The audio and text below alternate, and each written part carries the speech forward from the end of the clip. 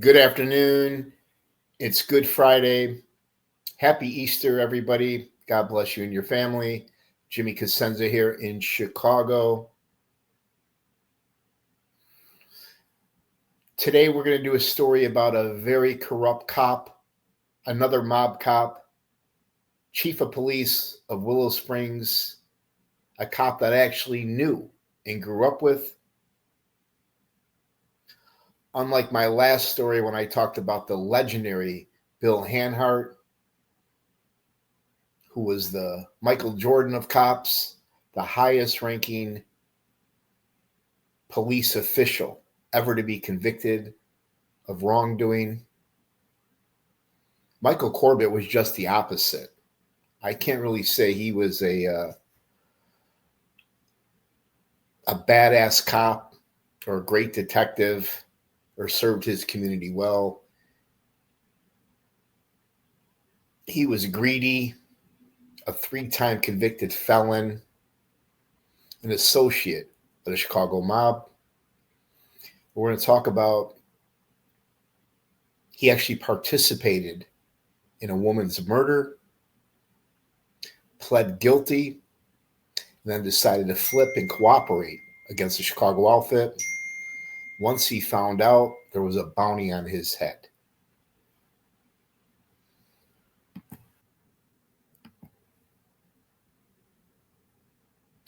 Now, the setting of this story is in Willow Springs. Willow Springs is in the southwest suburb of Chicago, not too far from Midway Airport, right next door to Bridgeview, Summit, Justice, close to Hickory Hills, Payless on the southwest side. Now, this is where I grew up. Now, I never really liked the southwest side back then, and I definitely don't like it now. It's gotten a lot worse. I always liked hanging out in the city. But Willow Springs has to be one of the most corrupt little towns in America. Back then, major gambling, prostitution, drug dealing, corruption, all your main vices took place in Willow Springs. This is one of several suburbs, neighborhoods, if you will, that the Chicago outfit had a stranglehold on. From the mayor down to the police chief, down to board directors, were all controlled by the Chicago mob, especially in Willow Springs. Some people say, Jimmy, where is Willow Springs? I say, well, it's close to Summit. You go to the end of the world and take a left, and you'll find Summit in Willow Springs. Now, here is the most corrupt mayor in America. He was given that title. This was the mayor of Willow Springs, Doc Rust. You can see he's a good old boy. This man here is very good friends with powerhouse Pat Marcy. And Doc ran his town like no other. He had a lot of corrupt police officers in the Willow Springs Police Department that reported to him. He allowed major gambling, card games, prostitution. He had a lot of brothels, and I think this lady here is one of his madams. But this is Doc Rust. He actually sworn Michael Corbitt in as the chief of police of Willow Springs back in the early 70s. A very corrupt man. Now here's Michael Corbitt, right? This guy, he got involved in organized crime as a young teenager, kind of like a young recruit. He became chief of police in 1973, and that lasted until about 1980s. Michael Corbitt was affiliated and connected to the Chicago outfit, from the bosses to the captains, some of the associates. One of the most corrupt police chiefs in the state of Illinois. I actually knew this man. I grew up with him. I was not a big fan of his. He would constantly fuck with me and my friends. We were scared of him. We knew his reputation. And he was a real thorn in our side. Now, Michael Corbitt became chief of police because Sam Giancana, boss of the Chicago outfit, put him in that position. Just like other mob bosses put other men in other towns as chief of police, mayor, etc. So it was Sam Giancana that gave Michael Corbitt that opportunity. And Giancana told him, don't ever forget who your friends are. And it's a little ironic because Giancana forgot that as he got shelved when he was the boss of Chicago outfit for not keeping his head down, staying quiet. He didn't listen to Paul Ricca and Tony Accardo. As a result, one day he was cooking peppers and sausage, one of my favorite Italian dishes, at his home in Oak Park. A friend, someone he knew, someone he trusted, came in, and as Giancana turned his back to attend the stove, that guy shot him multiple times. I think they even shot him one time in the mouth. So the Chicago outfit brutally killed one of their own. But I bring this up because Sam Giancana was the one that placed Michael Corbitt as chief of police. And as I mentioned, the Summit, or some people call it Scummit, is right next door. And for a short stint, Michael Corbitt was a police officer for the Summit Police Department, and he worked under a good friend of mine, Sam Boscovich, a good man, not a corrupt cop like most of them back then. All those towns were corrupt and mobbed up. Summit, Justice, Bridgeview, Willow Springs, Oak Park, Berwyn, Cicero, Stone Park, Melrose Park, Norridge, Rosemont. I could go on and on, A to Z. I actually did a show about all the corrupt towns in the city of Chicago, the surrounding suburbs, if you will. But Michael Corbitt actually enjoyed working for the Summit Police Department more than Willow Springs because he said there was a lot more action, meaning there were more bank robberies, car chases, foot chases, shootouts, etc. It was more exciting. That just proves all the lowlifes and scumbags that used to hang out in Summit. The major gang there was the Albanian gang. These guys were vicious.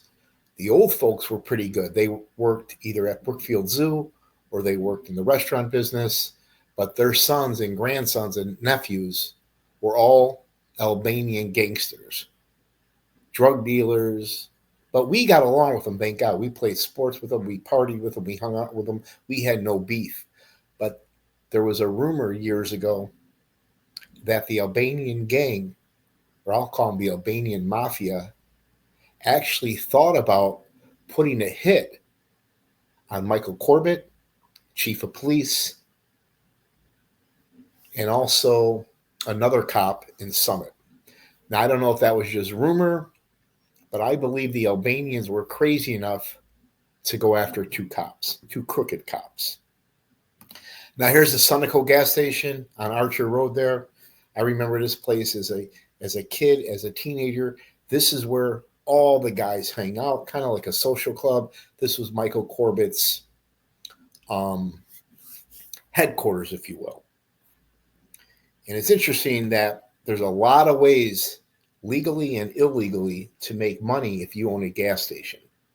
I remember a lot of guys would come in there and get free car washes, free cigarettes, free snacks. A lot of shady individuals hung out there, but this was kind of like a hangout for Michael Corbitt and his crew and some of the outfit guys. And one of the guys that would stop by the gas station back in the day was the underboss of Chicago outfit, Jack Sarno. Now, we all know he got pinched along with Joey Aiuppa, Joe Lombardo, Angelo LaPetria, a couple guys from Kansas City. They got pinched during the strawman indictment.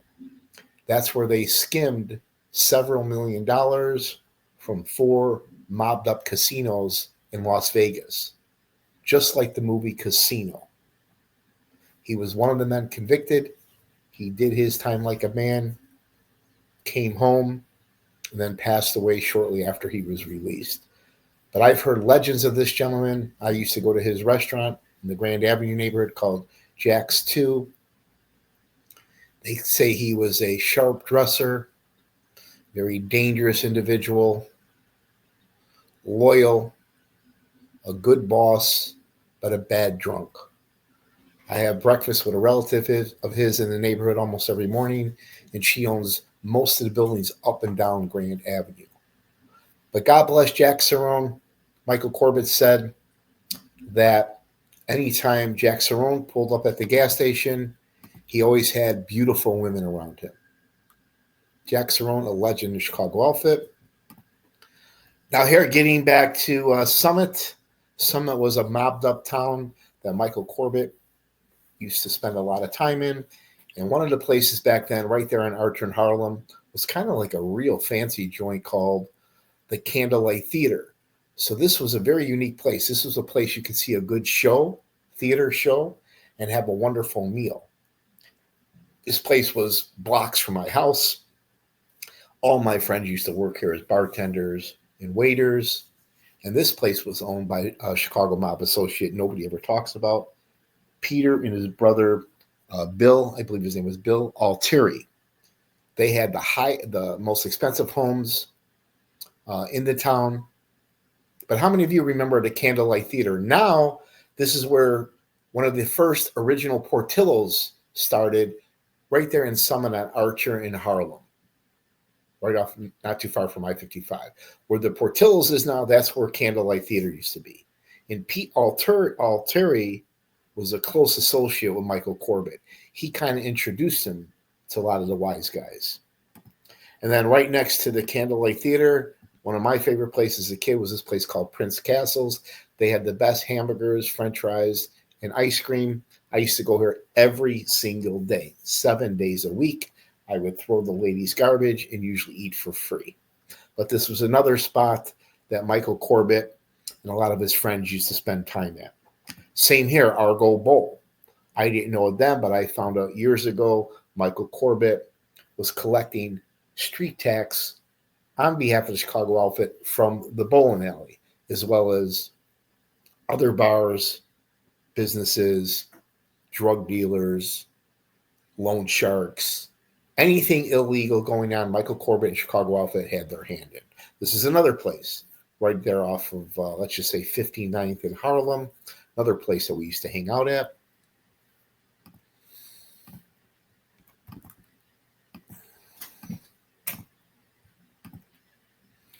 Now, we're going to get into it. Michael Corbitt, he had a lot of men he had to report to. He had a lot of responsibility being chief of police of Willow Springs. And one of the main guys that a lot of people never talked about, a very powerful Jewish gangster, high-ranking associate of Chicago outfit, right? Good friends with Paul Ricca, Tony Arcaro, Gus Alex, Jake Guzek, Aiuppa. You had High Lemmer. This guy was a master racketeer. And what he did, he realized that soldiers, U.S. soldiers that were either fighting a war or stationed somewhere across the world, anywhere like Panama Canal, Nicaragua, Costa Rica, Europe, anywhere where they had coin-operated machines, pool tables, cigarette machines, vending machines, gambling machines, Chicago outfit controlled that, just like they do till today. For example, High Lemmer felt that soldiers when they have time off, they like to play pool. They like to gamble. They like to play, buy cigarettes, buy snacks. So the Chicago outfit back then, even still today, controlled all the coin-operated amusement games, from payphones, video games, pool tables, jukeboxes, cigarette machines, pop machines, vending machines, poker machines, you name it, anything that you put a quarter in. And Corbitt testified that they had warehouses in Summit, Bridgeview, Willow Springs, Justice, Stickney, warehouses filled with 55-gallon containers, and in each container were all quarters, all coins, millions of dollars in coin generated by all the gaming equipment, not only in the city of Chicago, suburbs, Midwest, other parts of the country, even other parts of the world. And this was the guy that was the mastermind behind that. Michael Corbitt reported to him. Now here's a serious guy, another guy that you don't really hear too much about, made member Chicago Mafia. You got Sal Bastone and his brother, I think it was Dominic Bastone. Yeah, the Bastone brothers. These guys could have their own crew. Michael Corbitt reported directly and kicked up to Sal Bastone. Another guy from that area, you got Wayne Bach. I've talked about him before. I knew Wayne Bach growing up. I didn't really know what he was involved in, but we always heard of his reputation. This guy is very, probably 6 foot, 250 pounds. He was a college football player for Notre Dame. So you can just imagine how massive this guy was. Allegedly, he did a lot of work with Frank the German Schweiss. And I heard from several people, some of the older guys, that years ago, whenever they had a sit down, whenever the bosses had to have a sit down, Wayne Bach and another guy were brought out for security and to serve as lookouts. That shows how trustworthy Wayne Bach was to Chicago outfit. This man never ratted, never rolled, and he overlooked Michael Corbitt's operation, made sure Corbitt and his associates didn't get out of line. He was kind of the muscle for Mike Corbitt, if you will. Michael Corbitt, chief of Willow Springs Police, was also good friends with the Splatro brothers. And sometimes I think I can just imagine what he thought back in, I think it was 85 or 86, when these two went missing. And then a couple weeks later, when they found the brutally beaten brothers of the Splatro brothers, I can't even imagine what Michael Corbitt was thinking, because he was always fearful of the Chicago outfit. He knew what would happen if he ever stole from them, if he ever broke rules or got out of hand. He knew he could get clipped, because back then they were clipping guys left and right. But according to Michael Corbitt, the Splatro brothers were helping Michael Corbitt invest some of his illegal money into legal businesses. But that's the Splatro brothers, Tony and Michael Splatro. I will never forget when they showed the autopsy photo in court at the Dirksen Federal Building. Tony Spatro's chest and head were completely black, blue, and purple. You could not even recognize them. I was haunted by that autopsy photo. But the Splatros were associated with Michael Corbitt. And Corbitt had a great scam going for a while, right? He was making money for Chicago outfit. He was making money for himself. And another one of his friends was this lowlife here, corrupt defense attorney Diane Masters. Now, Diane Masters was one of these mob attorneys where he knew all the judges to bribe. He knew all the lawyers he could corrupt. So if your kid got in trouble for narcotics or a DUI, or you fucked up, chances are Diane Masters could have one of the judges bribed. As we all know, through the Chicago outfit in the First War, you could easily bribe a judge for $10,000 and beat a murder rap. So you can imagine all the corruption Alan Masters was up to. He was married to Diane Masters, who was somewhat of a socialite. They kind of had like a high-profile lifestyle. They were always out and about at the Drake, at the pump room down on Rush Street, whining and dining, really living it up.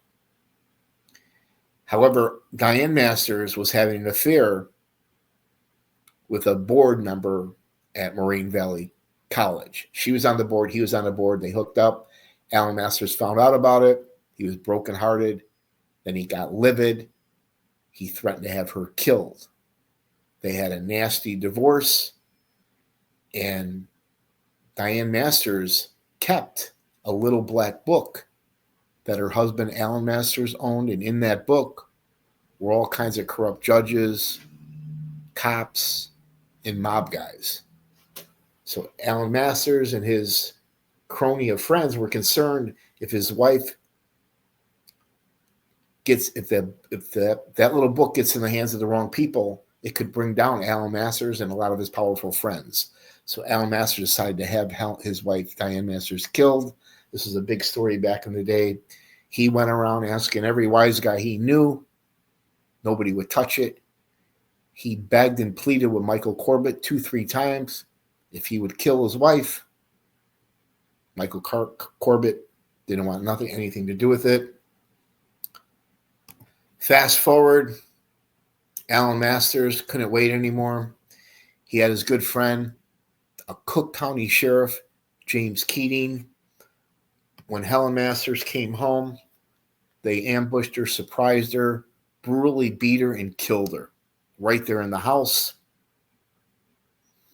Fast forward, Michael Corbitt's role in the murder of Diane Masters, because he had a big part in this, even though he didn't want nothing to do with killing her, his job was to dispose of the body. And he claims that he went to a somewhat of a famous bar in the neighborhood right there in Justice, Chester's. It's right across the street from Resurrection Mary. And it was a cold, rainy day, real miserable, bad weather.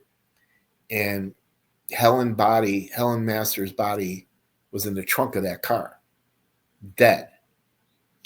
So all he had to do was drive that car from Justice to Willow Springs, maybe 2 miles away, and dump the car. But the car had a flat tire.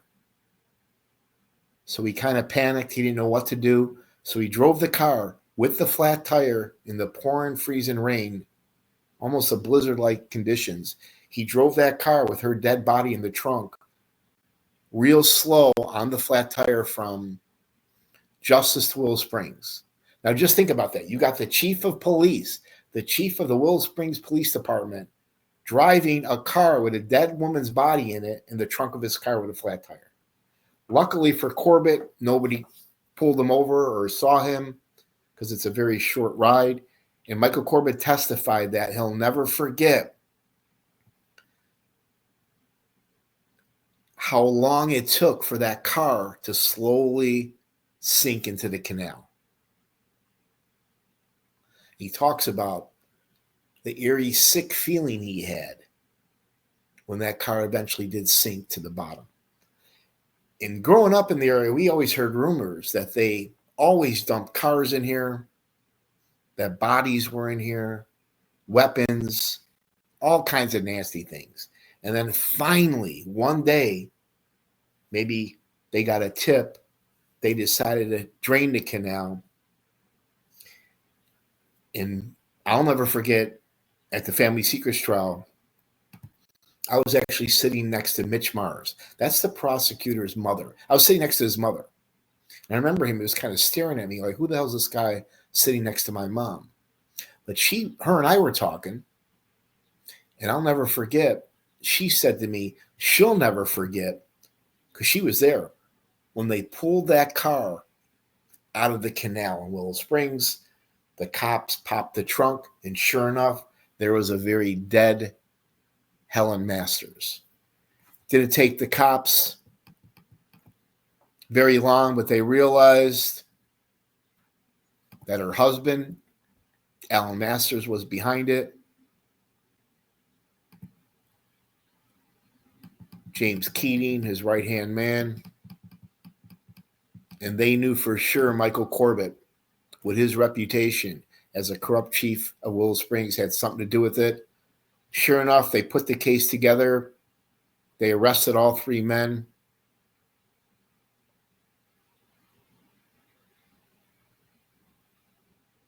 Thank God.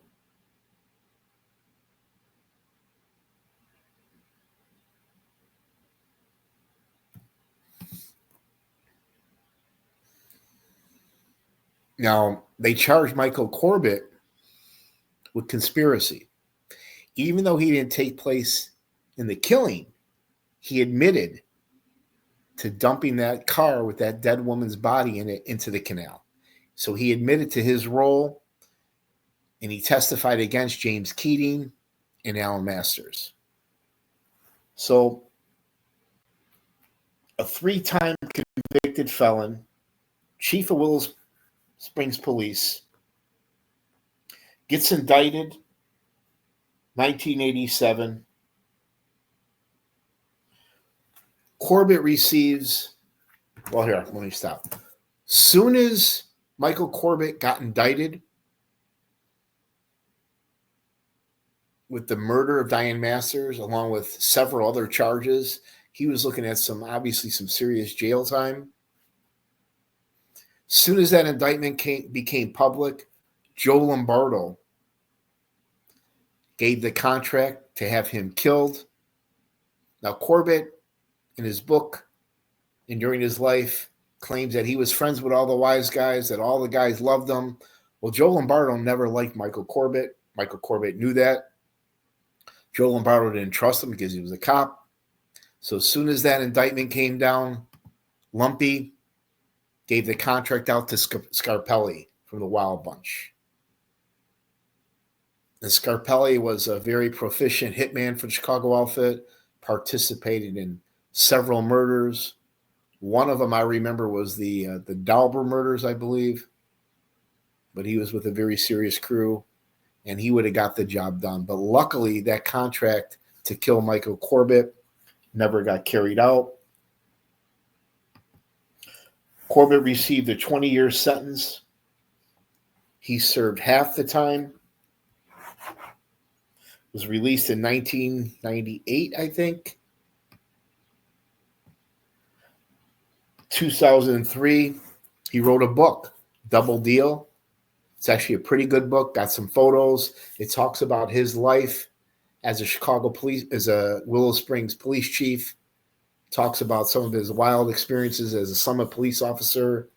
Talks about all the money he made with High Larmer, Sal Bastone, and other members of the Chicago outfit. He talks about his relationship with the Chicago outfit. And then he goes into great detail on his role in the murder of Diane Masters.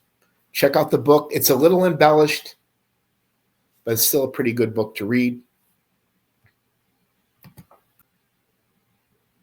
And as I said, I grew up with Michael Corbitt. I had some run-ins with him, and a lot of my friends, neighbors, uncles, aunts did as well. It wasn't just me that he harassed. Back then, we used to have kegger parties, right? Where if my parents went away or my cousin or my friend's parents went away, we would throw major parties. I'm talking anywhere from 50 to 200 people. Most of us were underage. We would have kegger parties. We would charge $5, mark your hand, give you a cup. Sometimes we would have DJs. Sometimes we would have rock bands. A lot of fun. Almost every party, somebody was getting laid. I always felt sorry for the person having the party because usually their house got trashed. But kegger parties were the best. I would take a kegger party over any nightclub or bar any day. But I bring this up because towards the end of the night,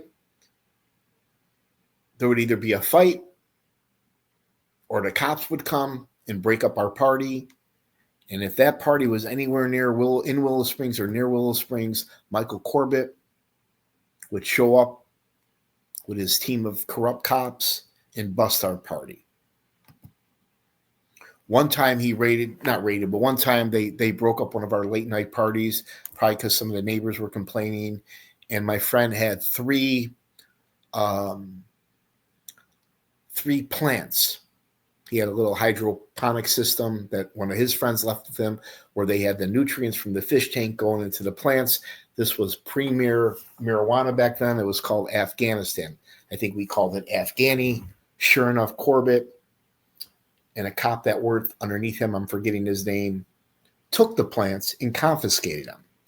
And they complimented us on the high quality. They've never seen anything like that before. And I'm sure they didn't turn it in to the police department because Michael Corbitt was the chief of police. Another time, a late friend of mine, Dean Miller from Bridgeview, him and I got pulled over by Michael Corbitt. Michael Corbitt stole $35,000 cash from the trunk of my friend's car, and there was nothing my friend or I could do about it. We couldn't prove it, but we knew for a fact that he was capable of doing stuff like that. But that's Michael Corbitt, a corrupt cop, police chief of police of Willow Springs, a very corrupt town. He was put in that position by Sam Giancana. He made a lot of money in juice, extortion, street tax, collecting the millions of dollars in coins with the coin operating machines. Then he got involved in the murder of Diane Masters. As soon as the indictment came down, Joe Lombardo hired Scarpelli, a lethal assassin for Chicago outfit, to kill him. Luckily for Michael Corbitt, he never got killed. He was sentenced to 20 years in prison. He served 10. He got out. He was able to come home, wrote a book, died at 60 years old, I think it was 2004, of lung cancer. God bless Michael Corbitt and his family. Now I want to share my screen with you. I've got a little surprise for you guys. We'll see if it works. This was a recent interview that I seen on The Skinny. It's with two legends. You got Scalise and Mr. Gabit. Hang on, make sure I'm doing this right. 1 second. Okay, here we go. They're going to tell a funny story about Johnny the Bug. I'm like, what the fuck are you going to rob in the zoo? Well, you know, it's a funny thing. Everybody laughs. What are you going to get out of the zoo? Yeah, what could you get out of a zoo? Right. Besides an animal. Yeah. We needed a gun The dart gun. Yeah, to put people to sleep. We want to put somebody to sleep. Well, that's what they do with like the elephants. They like shoot a dart them. gun. Yeah, they Like a dart gun, the shoot animals. the lions and all of that. So in the movies, you see them shoot the guy, and the elephant, boom, they go right down. So we went in the zoo in the middle of the night. You hear all these animals making all these strange noises. Jerry, what are we doing there? So And they got a Jeep. Wait, they got their own patrol going around. Yeah, they got a We're hiding from we're like on a safari, you know, in the jungle. So anyway, we break into the place, we steal the stuff, and now we go on Madison Street, Skid Row used to be then, and we're shooting bums with it to see how it would work, make sure that it would work, how much you got to put in It's it. got to be fast, right? Yeah. Use a Every practice. time we shot a guy, he'd run 100 miles an hour. He'd run with the dart stick. It's just the opposite of what we see. Yeah. He's how get the dart back. Get the dart. We Jesus. got to chase the guy. Finally fell down to get the dart. So We're this in will out of never darts. work. That was the end of You're that. going to run out of That darts, was you the keep end of doing that robbery dream. You got to love it, right? Two legends in their 80s telling war stories. That's what I mean. Those are the best stories when you hear it from the real men or their family members or friends or neighbors. But God bless Mr. Bellavia and Scalise. So glad that these guys are home, spending time with their family. Enjoy the Good Friday, guys. Happy Easter to everybody. God bless all those that we've lost. And it's holidays like this that I think they should let some of these outfit guys out just to spend some time with their family for the Easter. Would it kill them to let Jimmy Marcello out to spend Easter with his family? No. Would it hurt the government to let Mike Sarno out of jail to spend Easter with his grandchildren? Would it kill the government if Mark Poltron came home and spent a couple hours with his family for Easter? If you guys like my Chicago mob trial stories, please hit the like button, subscribe, share with your friends. And for you haters out there, get off your porn site, put out the fucking cigarettes, and take the old lady to see the Easter Bunny. Ciao.